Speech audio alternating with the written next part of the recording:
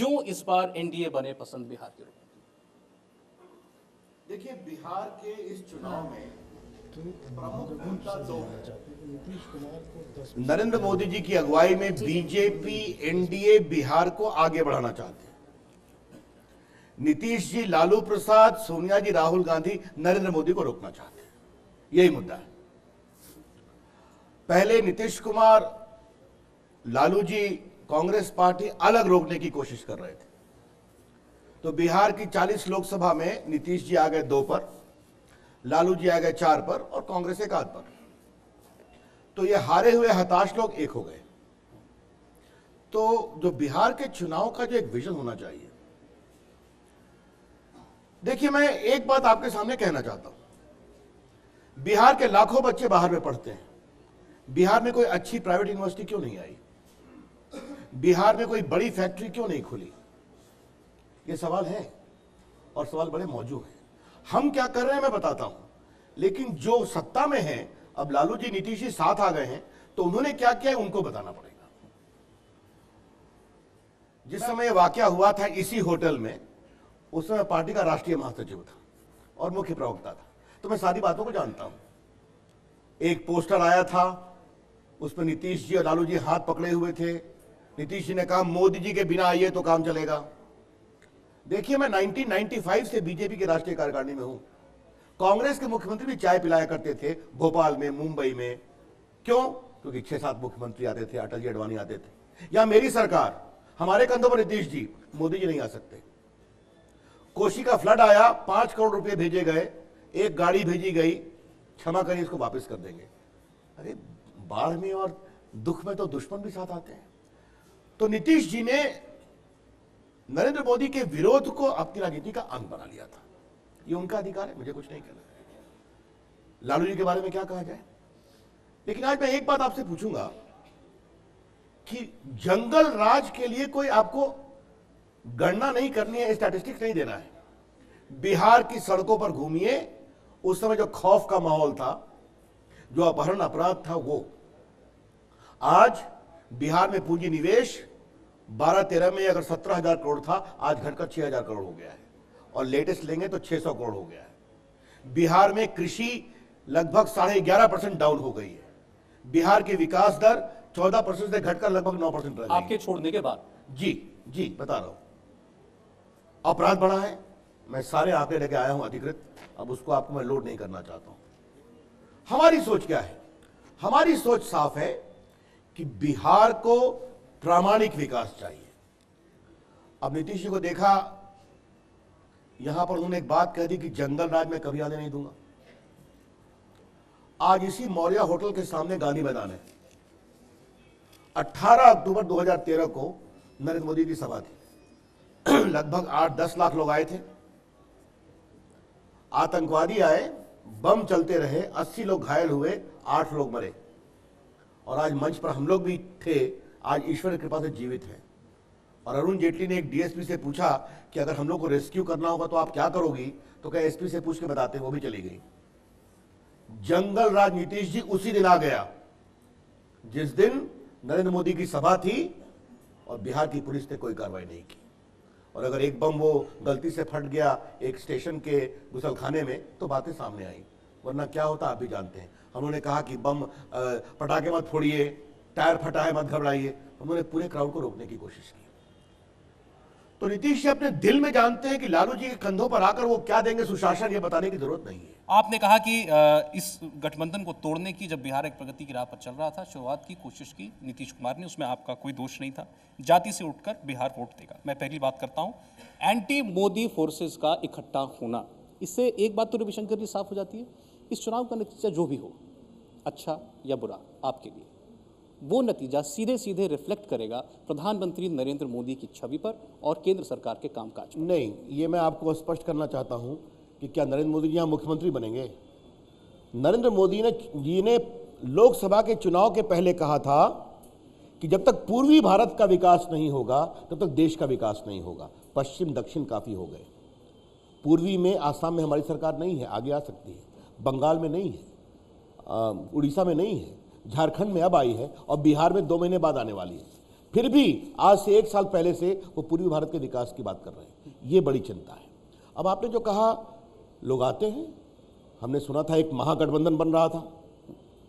अब आज मुझे किसी ने बताया कि आपके चैनल पर भाई साहब के सामने नीतीश जी ने कहा है कि हमें मुलायम सिंह यादव से सेकुलरिज्म का पाठ नहीं पढ़ना है। तो मैं नीतीश जी से एक ही बात कहूंगा कि बिहार से बहुत से डीएनए लोगों का सैंपल दिल्ली भेजा गया है और मेरे पोस्टल के विभाग के लोग कहते हैं कि सर इसका क्या करना है। हमने कहा वो ड्रामा है, उसको ड्रामा ही रहने दीजिए। लेकिन अगर वो डीएनए की परख करवा रहे हैं तो अपने महागठबंधन के राजनीतिक डीएनए का परख क्यों नहीं किया जो हफ्ते भर में टूट गया।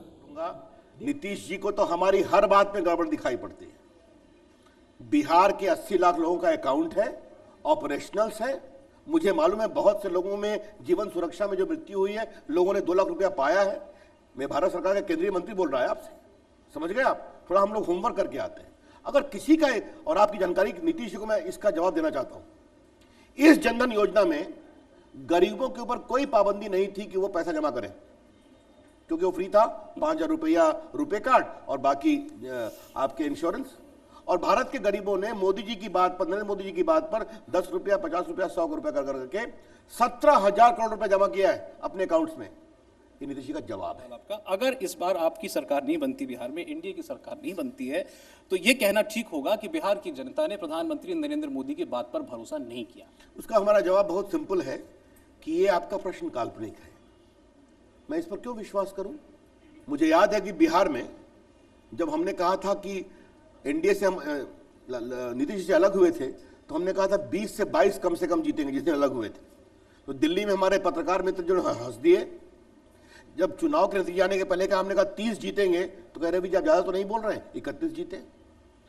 तो मैं अपने प्रदेश को जानता हूं, मैं अपने प्रदेश के लोगों का मिजाज जानता हूं और उनके बदलाव और विकास की ललक को जानता हूं। चलिए, तो फिर ये प्रश्न आपसे हम नतीजों के बाद पूछेंगे। तो बिल्कुल, मुझे लगता है कि 8 नवंबर को रजत शर्मा जी मुझे बुलाएंगे अपने चैनल पर बातचीत करने के लिए। जिस नतीजा आएगा, आप भी रहेंगे और भाई साहब भी रहेंगे, ऐसे मैं उम्मीद करता हूं। अब आज जब पार्टी प्रेसिडेंट ये कह दें कि 10 साल के अंदर जो विकास के काम का ब्यौरा नीतीश कुमार दे रहे हैं जनता के सामने, वो केवल उन्हीं 7 साल का है जब तक हम थे। यानी जब तक हम थे तो काम हुआ बिहार में, उसके बाद बिहार की सरकार बैठ गई। पहली बात, नीतीश कुमार जी हमें अब मानते ही नहीं है। बात समझ लीजिए आप। नीतीश जी की समझदारी में भाजपा का, उनकी सरकार का कोई एग्जिस्टेंस नहीं है। एक। नंबर 2, मैं तीनों जवाब देता हूं। नंबर 2, जिस दिन लालू जी के कंधों पर नीतीश कुमार जी बैठ गए, उस दिन नीतीश कुमार जी ने सुशासन का सारा नैतिक संबल खो दिया। ये मैं आपसे बहुत ईमानदारी से कहना चाहता हूं। मैं उस समय के लिए सारे अपराध, सारे विकास की बात, मैं आपसे एक सवाल करूं। लालू जी ने कहा कि मैं छोटा हूं, उम्र में तो मुझसे बड़े हैं। पता नहीं आपके दर्शकों को मालूम है कि नहीं कि लालू जी पटना विश्व छात्र संघ के अध्यक्ष थे। और ये वही बताना नहीं भूलते। सुशील मोदी जी महामंत्री थे, मैं सहायक महामंत्री था। लालू जी लॉ के अंतिम ईयर में थे, मैंने इंटर पास किया था, हम लोग साथ जीत गए थे। सुशील मोदी जी ग्रेजुएशन में थे। तो ये सही उम्र में हमसे बड़े हैं, लेकिन लालू जी ने हमारी भनक और हमारी चमक सब देखी है जब चारा घोटाले में हम लड़ रहे थे तब। तो मुझसे परिचित हैं, अच्छे प्रकार से परिचित हैं। लेकिन हाँ, उम्र में हमसे बड़े हैं, मैं उसको कभी अस्वीकार नहीं करूंगा। लेकिन आज मैं आपके चैनल पर एक सवाल खड़ा करना चाहता हूं। जब लालू जी चारा घोटाले में जेल गए तो उनकी पार्टी में 60 से अधिक यादव विधायक थे। क्या कोई मुख्यमंत्री के लायक नहीं था? यह सवाल है, और यह सवाल गंभीर है। हमारी पार्टी ने भी गरीबों को आगे बढ़ाया है, पिछड़ों को आगे बढ़ाया है। स्वयं मोदी जी हैं, योग्य है, योग्यता से आगे आए। उमा भारती क्या है? पहले कल्याण सिंह क्या थे? स्वर्गीय गोपीनाथ मुंडे क्या थे? शिवराज सिंह चौहान क्या है? हमारे यहां हमने उनको सम्मान दिया, आगे बढ़ाए। लेकिन इनकी पॉलिटिक्स क्या है बताने की जरूरत नहीं, पहली बात। दूसरी बात, नीतीश जी जानते हैं कि जब हम 25 साल की बात करते हैं तो उनको परेशानी होगी, और उनको परेशानी हो रही है। इसीलिए फिर मैं आपके चैनल पर उठाना चाहता हूं, नीतीश कुमार जी, चारा घोटाले के बारे में आपको क्या कहना है? वो प्रामाणिक है, सजा मिल चुकी है अफसरों को। उस आंदोलन में आप भी हमारे साथ थे, वो जंगल राज था कि नहीं? और तीसरी बात जो आपने बताई, हां, जब तक हम थे हम स्थायित्व के संबल थे, इसलिए अपराध भी कम था, पूंजी निवेश भी था। आपको मालूम है आज बिहार में टूरिस्ट आने कम हो गए, सड़कें बना कम हो गई, पूंजी निवेश कम हो गया, कृषि की दर कम हो गई। ये सारे सरकारी आंकड़े बिहार इकोनॉमिक सर्वे के मेरे पास हैं, जिसको यहां पर कह के मैं आपका समय नहीं जाया करना चाहता। मुझे इतनी पीड़ा हुई है कि बिहार में नरेंद्र मोदी आए थे भाषण देने, लाखों लोग बैठे हुए हैं और बिहार पुलिस का पता नहीं है, लोग मर रहे हैं, घायल हो रहे हैं। क्या राजनीति में हो सकता है क्या? मैं आपसे सवाल पूछता हूं। कल सत्ता में है, कल आप रहेंगे, परसों वो रहेंगे, लेकिन क्या विरोध को आप इस सीमा तक ले जाएंगे? इसलिए कह रहा हूं यह गठबंधन अब भविष्य के लिए है। तो क्या हारे हुए हताश लोग बिहार के भविष्य की बात करेंगे? आज लालू प्रसाद आपके यहां आए थे, लालू प्रसाद जी बाकी जगह भी बोल रहे हैं, लालू प्रसाद जी की पूरी भाषा 1990 की है, 2015 की नहीं है। आप देख रहे हैं, हम भविष्य की बात करते हैं, विकास की बात करते हैं। मैं आपको एक बात और कहना चाहता हूं। आपको मालूम है देश के आईटी मंत्री के रूप में मैं इलेक्ट्रॉनिक मैन्युफैक्चरिंग को बहुत आगे बढ़ा रहा हूं। 1,07,000 करोड़ का प्रस्ताव हिंदुस्तान के लिए आ गया। मैंने पहले 2 क्लस्टर था, अब देश में 20 किया है। मेरी इच्छा थी बिहार में क्लस्टर खुले। मैंने नीतीश जी को पत्र लिखा, उनसे बात की, प्रोटोकॉल को तोड़ के उनके चीफ सेक्रेटरी को कहा जल्दी प्रस्ताव भेजो। उन्होंने कहा हाँ राजगीर में करेंगे। कुछ नहीं हुआ। मैंने प्राइवेट सेक्टर में कराया, छोटा बड़ा नहीं हो पाया। दरभंगा में और भागलपुर में सॉफ्टवेयर टेक्नोलॉजी पार्क खुलना चाहिए। मांझी जी थे मुख्यमंत्री, उन्होंने कहा रवि जी हमने जमीन दिया दोनों इंजीनियरिंग कॉलेज में, उनकी सरकार चली गई, जमीन भी चली गई। ऐसे होता है क्या? डिजिटल इंडिया में इतना काम करने को है। बिहार के बच्चे का अभी मैं पूरे देश में 480 कॉल सेंटर्स ला रहा हूं, बिहार में 44 लाऊंगा, छोटे शहरों में मुजफ्फरपुर, भागलपुर, सासाराम, सुपौल। आपको बताऊं 48,000 सीट की जगह पर 1,20,000 लोगों ने अप्लाई किया है उतनी सीट पर, और बिहार में सीतामढ़ी के लिए अप्लाई किया है, सासाराम के लिए किया है, मुजफ्फरपुर भागलपुर के लिए किया है, पटना के लिए किया है। ये हम बदलाव करना चाहते हैं, लेकिन राजनीति की दीवार अड़े आ जाती है। इंडिया टीवी के मैनेजिंग एडिटर अजीत अंजुम पूछेंगे सवाल। बिहार में जाहिर है आप कह रहे हैं कि जनता बदलाव चाहेगी। इतने बड़े बड़े दिग्गज बिहार में नेता हैं बीजेपी में, आप खुद हैं, रविशंकर प्रसाद संसद में हैं, केंद्रीय मंत्री हैं, और उस जमाने से जेपी के आंदोलन से हैं जब सुशील मोदी और लालू यादव थे। सुशील मोदी खुद भी हैं और भी कुछ नेता होंगे। क्यों कोई चेहरा नहीं है बीजेपी का? अभी चेहरा हो जाते, सुशील मोदी हो जाते। पहले मैं एक बात अजीत जी क्लैरिफाई कर दूं, लालू जी उम्र में हमसे बहुत बड़े हैं, तो इसलिए आप मुझे उनकी श्रेणी में ला रहे हैं, तो इतना मार्जिन आप दे दीजिए कृपा करके, ठीक है? और उसको स्वयं भी कहते हैं। देखिए, अब ये पार्टी की लीडरशिप तय करती है। हमने महाराष्ट्र में चेहरा नहीं दिया, जीत गए। हरियाणा में नहीं दिया, जीत गए। झारखंड में नहीं दिया, जीत गए। जम्मू कश्मीर में नहीं दिया, जीत गए। कभी 1-2 प्रदेश में दिया था, राजस्थान, दिल्ली में दिया, हार गए। इसीलिए तो नहीं आप बिहार में सतर्कता बरत रहे हैं। मेरा ऐसा मानना है कि हमारा पार्लियामेंट्री बोर्ड, हमको इस बात का बहुत गर्व है कि हमारे यहां काफी लोग योग्य हैं। इसमें क्या परेशानी है? ये तो हमारे लिए बहुत सुकून की बात है। आपने 2 का नाम दिया, 3-4 और नाम भी है, नहीं 5-7 और हैं है? इसमें, हाँ। तो ये अच्छी बात है ना। हमारी पार्टी ने सबों को आगे बढ़ाया। आज मैं यहां हूं, उसका कारण है कि मैं पार्टी का एक कार्यकर्ता रहा हूं, संघ का स्वयंसेवक रहा हूं, पार्टी ने मुझे आगे बढ़ाया। लेकिन ऐसा तो नहीं होगा रविशंकर जी की हरियाणा में जैसे हुआ कि मेहनत कोई और करते रहे, अनिल विज से लेकर रामविलास शर्मा तक रेस में रहे, अचानक मनोहर लाल खट्टर आ गए। तो किस्मत हो तो मनोहर लाल जैसी लोगों ने कहा, तो यहाँ कोई ऐसा खट्टर तो नहीं आएंगे ना? रविशंकर प्रसाद, सुशील मोदी, इन्हीं में से कोई होगा अगर देखिए, सरकार बनी? पहली बात मैं बता दूं, खट्टर जी संघ के प्रचारक रहे, भाजपा के संगठन मंत्री रहे। मैं उत्तराखंड का प्रभारी था, वहां उन्होंने काम किया। वो कश्मीर के प्रभारी थे, वो पंजाब के, हरियाणा में उनके साथ काम किया है। इसलिए आप इतना स्वीपिंग मत कमेंट कीजिए कि किसी को किस्मत से मिल गया। हमारी पार्टी सबको आगे बढ़ाती है। एक नेता है, सांसद भी हैं पटना सिटी से, शत्रुघ्न सिन्हा, और स्टार कैंपेनर भी रहे पिछले 20 साल से। दर्द शत्रुघ्न सिन्हा ये है कि हम स्टार कैंपेनर तब रहे जब पार्टी 2 सीटों की थी। पार्टी का हमने जब गर्दिश का दौर था, हम पार्टी में साथ थे। अब जब पार्टी का विजय पताका दिल्ली में फहरा रहा, शत्रुघ्न सिन्हा को कोई पूछने वाला नहीं है। यहां चुनाव हो रहा है, शत्रुघ्न सिन्हा लंदन में है।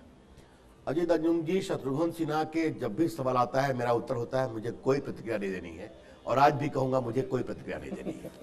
नरेंद्र मोदी जी कभी निजी विद्वेष की बात नहीं करते हैं, और आपने पूछ लिया तो इसी मौर्य होटल की कहानी बताते हैं। जब वो भोजन कैंसिल हुआ था, और क्षमा करिएगा नीतीश ने गलत बोला कि सुशील मोदी के कहने पर कैंसिल हुआ था, मैं जानता हूं पूरी प्रक्रिया को, मैंने पहले बताया कि उनके बिना आइए तो यही वर्किंग कमेटी की मीटिंग थी, 4 बजे टी ब्रेक हुआ था, तो हम लोग तनाव में थे, हमने कहा बैठक करेंगे।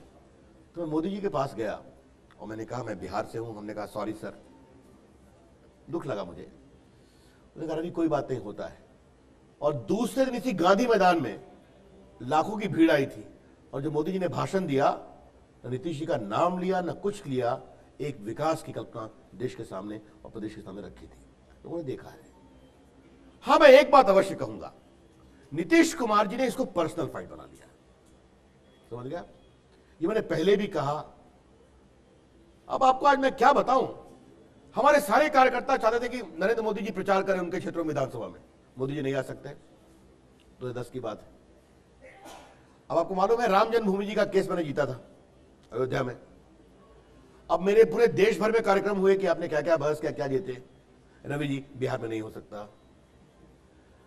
ठीक है भाई, मानना पड़ा। मैं कहता हूं इतनी अधिक तक उन्होंने वितृष्णा बना ली जो राजनीति में नहीं होता है। राजनीति में मतभेद हो सकता है, मनभेद नहीं होना चाहिए। और पता नहीं नीतीश जी ने नरेंद्र मोदी जी को लेकर अपने हृदय में ऐसा मनभेद बनाया हुआ था जो आज तक चल रहा है। और आपकी जानकारी के लिए यह बात मैं बहुत विनम्रता से कह रहा हूं, नरेंद्र मोदी जी आज बहुत बड़े हैं, वो भारत के निर्वाचित प्रधानमंत्री हैं, दुनिया में भारत की इज्जत बढ़ा रहे हैं। आप देख रहे हैं भारत आगे बढ़ रहा है, इसलिए अब वो तुलना का कोई अवसर नहीं है। ये बात मैं बहुत विनम्रता से कह रहा हूं। अक्टूबर में चुनाव हुआ, अगर बीजेपी को इतनी जलालत महसूस हुई कि नरेंद्र मोदी का भोज कैंसिल किया गया या जो कुछ भी हुआ, तो फिर चुनाव साथ लड़े क्यों, 2.5 साल साथ चले क्यों? बहुत सीधा जवाब है, बिहार के लिए किया, बिहार को जंगल राज से बचाने के लिए किया, यह था। नीतीश कुमार भी जानते हैं, और यह है बीजेपी का बड़कपन, यह है हमारी बढ़िया दिली। और आपसे मैं आज कहूंगा, नीतीश कुमार जी ने 2010 के चुनाव में नरेंद्र मोदी जी को चुनाव प्रचार करने नहीं आने दिया, जबकि आपके बगल में सिग्रीवाल जी बैठे हैं, उस समय विधायक थे, पूछिए इनसे, सारे हमारे उम्मीदवार की अपेक्षा थी कि नरेंद्र मोदी हमारे यहां प्रचार करें। एक मिनट सुनिए, आप सुनिए। लेकिन जब नीतीश कुमार विजयी हुए, मुख्यमंत्री बने, तो नरेंद्र मोदी ने उनको बधाई दिया। ये है हमारे संस्कार। अब आपने क्या क्यों झेले, बिहार के लिए जंगल राज वापस नहीं आए। और आज नीतीश कुमार जी ने अपनी हताशा में लालू प्रसाद जी के साथ खड़े होकर बिहार को जंगल राज की ओर ले जाने की तैयारी कर रहे हैं।